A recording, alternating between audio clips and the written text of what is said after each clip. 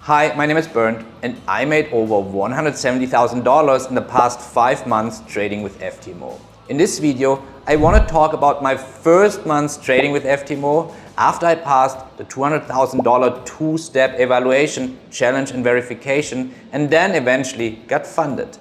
So in my very first month, I took more trades than I would do on average. I took 26 trades overall. And I made $15,000 unadjusted, so before profit split, and $12,000 after the 80-20 profit split adjustment. The first month was also my weakest month so far, with the lowest profit split. Before I go into the charts and show you a trade I took on the Dow Jones in my first month's trading with FTMO, I want to address some of the mental hurdles you have to overcome once you get funded. The overexcitement of eventually trading a funded live account after passing the long and stressful evaluation phase cannot be overstated.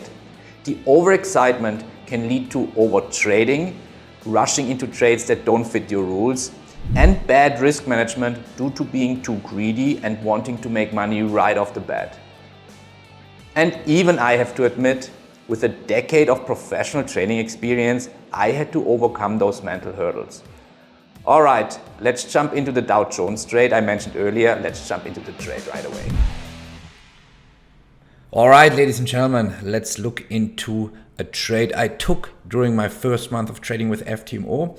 During my first month of FTMO, I was trading with a $200,000 account. I was taking a trade on the Dow Jones. Here we have the two charts, the YM, the Dow Jones futures, and I took this trade obviously on the CFD product in my FTMO account, which is the US 30 cash market, right? Which is a derivative obviously of the underlying asset, which is the futures. And we always analyze the futures, which is really important because it's the underlying asset. Everything else is a derivative, right? Now, let's start with our two-step mechanical process. And the first step is always to evaluate whether we are going to be bullish, bearish, or neutral on a specific market, right? And therefore we use our proprietary indicators / forecasting tools. You see here to the left, the Campus Smart Money Index.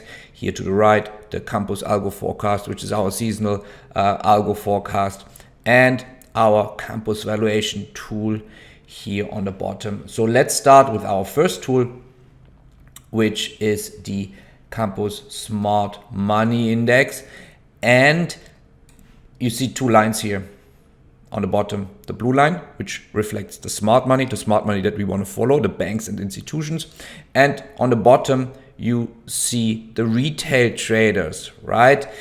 And you see here horizontal green line and a horizontal red line. So whenever a line is down here at the horizontal red line, it means they have a bearish sentiment. And whenever a line, the blue or the red line, is up here at the green line, then it means they have a bullish sentiment, right? So everything up means bullish sentiment and everything down means bearish sentiment. So now we see the blue line, right? They're up here, meaning they're very bullish, right? And they're not just crossing right now the green line, they are all the way up here. So they are super bullish. So meaning the banks and institutions, they are super bullish. And the icing on the cake, obviously, because trading in general always is a zero-sum game, right? From one pocket to another pocket, right? When one party loses, the other wins. So if they are bullish and if they are buying, they have to buy it from somebody, right? And who is the somebody? It's obviously here in this case the retail traders, because they are very, very bearish here. And the last time, right, so this was basically, just if you look at dates, this was around the 15th of July in 2022. So I took this trade basically on the 14th of July. And you see, the last time we had this kind of sentiment where the smart money is very, the banks institutions is very bullish, and the retail money is very bullish. The last time we had both of these parties in that kind of extreme, look at that here. This was the last time. This was during Corona, right? And look what happened. So when here last time, when the banks and institutions started to be super bullish and the retail traders were very bearish, the price started to rally and went up like a rocket ship, right? And there was no way back down. All right, so, and now we have a similar sentiment around that particular time. So of course, right, my alarm bells go on and I'm becoming super bullish on the Dow Jones. Now, if we look at the daily chart, and this is how I timed the market then, but first of all, before we go into step 2 of my mechanical process, we look at our additional 2 proprietary forecasting tools, which is the algo forecast. And what you can see is, now look at the date. I entered that on the 14th. So this is the 13th, 1 day before I entered the trade. Look what the tool is telling me here, the forecasting tool, right? That's why it's a forecasting tool. It's not an indicator. It's not lagging. It's telling me what's supposed to happen in the future. Very important. It tells me that for the next 2 weeks, price is going, focus on this line up here, is going to go up, steep up, very important. So now I have 2 out of 3 tools telling me already bullish, buy, right? And now let's look at the third tool here, our valuation versus the treasury bonds. And we are slowly getting undervalued, right? We are not yet undervalued, but we are almost undervalued. So, but now we are almost undervalued. So for me, this is like 3 out of 3. So if we look at now whether I'm going to be bullish, bearish, or neutral, of course I'm super bullish on the Dow Jones, objective analysis, right? So now we go to our second step of our mechanical process, which is market timing. Here I use now for market timing because what we want to do is clear, we want to buy. Now we look for a demand zone to buy, and look what I find here, right? A very nice, fresh